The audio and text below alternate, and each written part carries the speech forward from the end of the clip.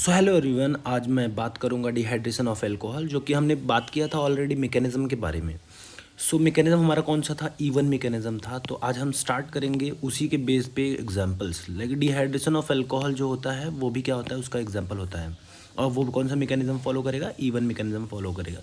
जो dehydration of alcohol में use किए जाते हैं वो H2SO4 के साथ हीट, H3PO4 के साथ हीट एंड KHSO4 के साथ हीट यूज़ किया जाता है।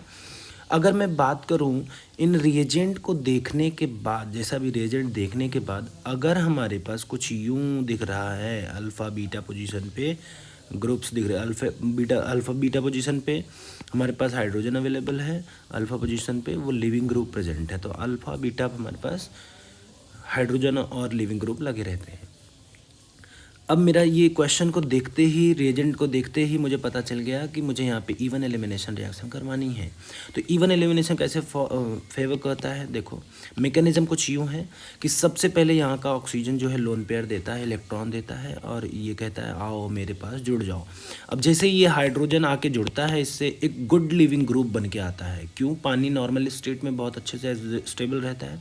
अभी देखो यहाँ पे पॉजिटिव चार्ज है, मोर इलेक्ट्रोनेगेटिव एटम के ऊपर पॉजिटिव चार्ज बहुत अनस्टेबल हो जाता है।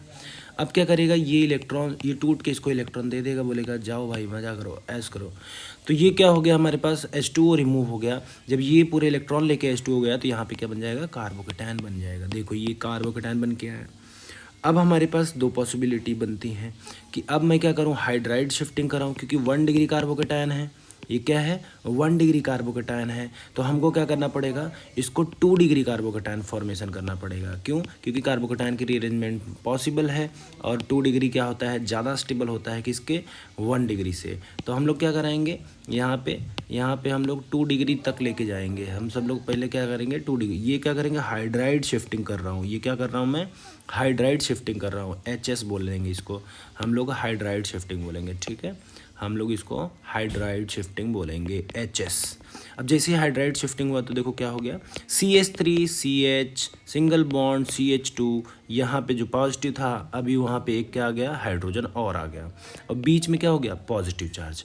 अब ये क्या हो गया हमारे पास, स्टेबल कार्बोकेटायन बन गया। दूसरा वाला क्या हो गया, स्टेबल कार्बोकेटायन बन गया। अगर अब मैं बात करूँ रिएक्शन की, तो अब कैसे फेवर करेगा, यहाँ पे जो हम H यहाँ पे है एक, 2 के साथ यहाँ पे एक H हो जाएगा और सेम इस साइड से भी कर सकते हैं। लेकिन वही क्या, हमको मैकेनिज्म दोनों वही है तो इसके जैसे एक करा देते हैं।